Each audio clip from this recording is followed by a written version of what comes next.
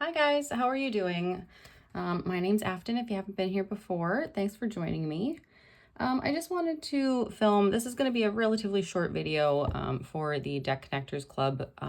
So I started working with just yesterday actually the Hedgewitch Tarot as part of this tag for my third week of September. And this is a deck that I got very recently. I had seen a bit of it online prior to it coming out, and I was intrigued by it. I wasn't sure exactly how it was going to go down though with working with it. So I thought I would give it a go. So this was really like my first experience with this deck. I had kind of shuffled it when I got it, but didn't do like any readings or anything with it. I kind of wanted to save that for working with it specifically with Deck Connectors Club and the activities that they've got planned out. And it didn't go like I thought it would, basically. So I probably won't get super into like what I did. So obviously, like I started day one with the deck interview. So I did that last night. And that deck interview honestly did not go great. And I wasn't sure if it was just like just the headspace that I was in. I wasn't able to really connect because I had a bit of a headache. I had filmed already that day. So I had spent a lot of time in this room, in this position. And I just wasn't sure if maybe it was me that was burnt out or what was going on, because I just wasn't getting a very good read. I wasn't having an easy time interpreting the cards. And so I wrote everything down that came up, and then I just kind of put it away and said, you know what, we'll come back to this tomorrow and see what happens. So I did come back to it this morning, and I actually decided, you know what, I came into the room, I used my White Sage smudging spray from Amanda Ellis to just try and kind of clear the space, clear the deck, and just to try and start new. And so I actually repeated the deck interview spread. And I didn't really think about, I just kind of did whatever came off the cuff. So like I did the same questions as the deck interview. So there were 5 questions. And you know, in a certain order, like how do you see yourself? How do you see me? Your weaknesses, your strengths. And that was completely out of order. But funnily enough, that's the order that the questions came to me today. You know, not reading them off the page, just like recalling from memory what questions are in this spread. And so I did the spread, but in a completely different order. Like the cards were in a different formation for what question. And it went very quickly, was what I found. It was very off the cuff. There wasn't a whole lot of, you know, drawing the card, sitting at it, looking at it. No, it was very much, and I also didn't write in between. So normally when I do a deck spread, I will pull one position and then write it down and kind of, you know, journal a little bit on it. I didn't do that this time. I pulled all of the positions immediately. I pulled all the cards and then wrote after, and it was very just quick, jotting down a couple, like what immediately came into my mind. And so it worked a little bit better. I was getting a little bit clearer answers, but I was finding that I had to pull clarifiers for a couple of the cards. And I also found that interestingly enough, a couple of the same cards came out for this and for the same question. So I kind of wrote down what my first initial impressions were. And the things that I came up with was, number 1, the shuffling the deck itself. I don't really like it. So I'm not sure if it's just the card stock. It is very bendy, it's very flexible, but I seem to just have trouble even like grasping the cards. It does a nice riffle shuffle and a nice bridge, but whenever I go to overhand it, and you can already see, it kind of flies everywhere. There's like this chaotic energy about this deck, and this is what I'm finding it's boiling down to. I think if I took the time to work with this deck, and by that I mean actually not really take the time, if I decided to keep this deck and actually pulled it out and worked with it, it would be very fast, quick reads. There's none of this going into a lot of depth with this deck. It's really what you see is what you get. There would be clarifiers having to be pulled. The imagery itself is not always super clear to me. So I did go into the guidebook a couple times, and I didn't, like, the guidebook was fine, but it wasn't really it didn't have more for me, I guess is what I mean to say. There wasn't, where I was getting stuck with the deck, there wasn't a ton in the guidebook that was expanding and helping me to understand.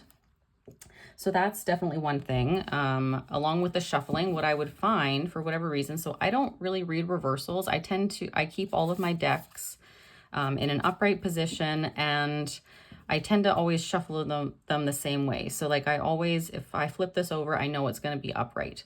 And what was happening was I would keep setting this deck over to the side, and then I would go to pick it up again, and then I would notice it's upside down. And that never happens with me. Like I always shuffle my decks in the upright position.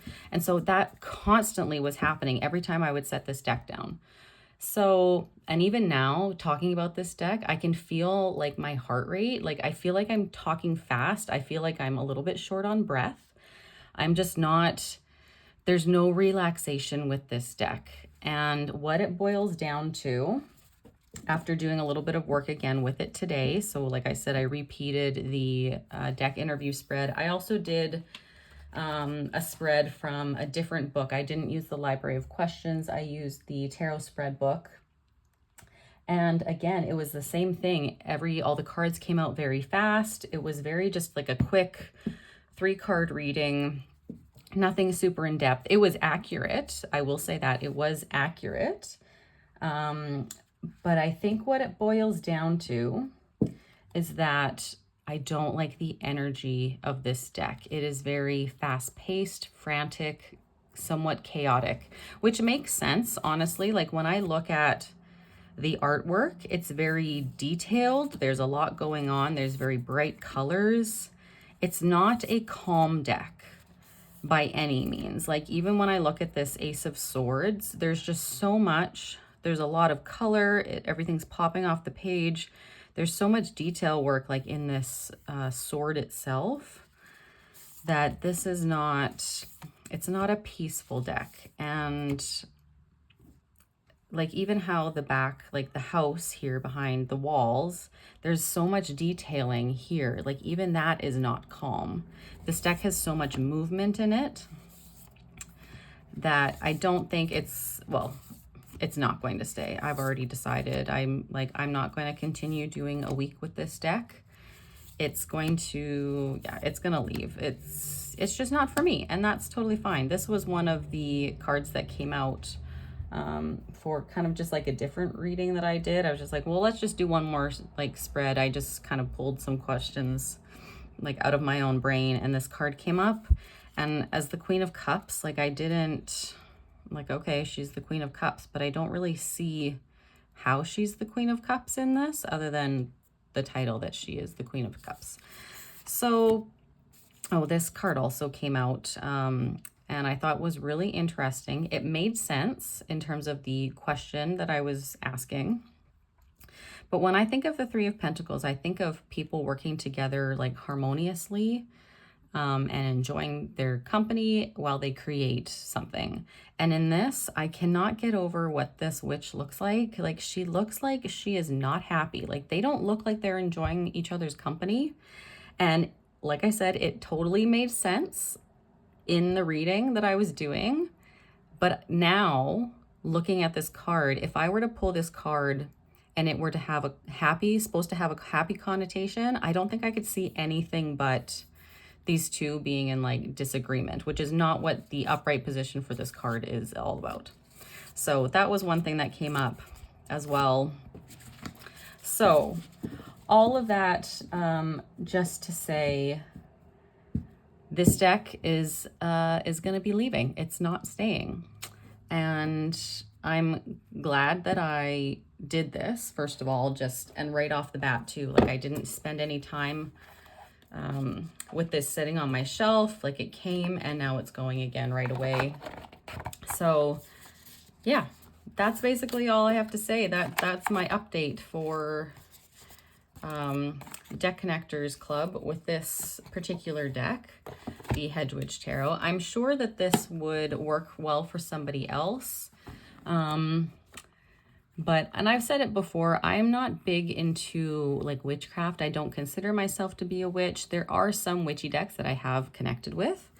And I thought that maybe this one could be like that as well. But because I like the idea of the head witch. I didn't really know I had to look it up to see what it was. And now that I know what a head witch is, it makes sense.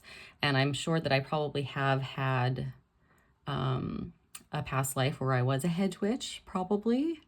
But it's just not working for me, and that's okay. So I think I'm actually going to pivot, and I think I'm going to pull out my Oak, Ash, and Thorn Tarot. Erin and Jay just did their week with that deck. Excuse me. And it's another one that I have in my collection, but I haven't used it a ton.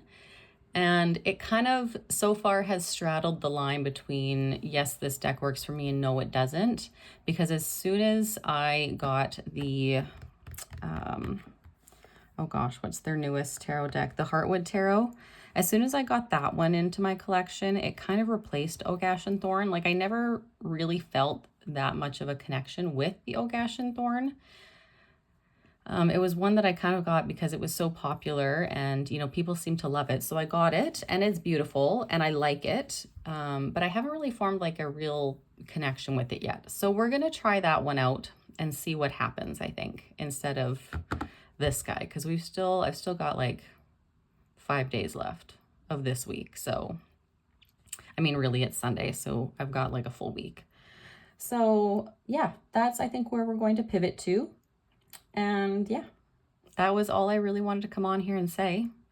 Was kind of an interesting experience for sure. This is the first time that I've really actually attempted to spend a lot of time with a deck. A lot of time. I mean, the time that I did spend within the last 2 days with this.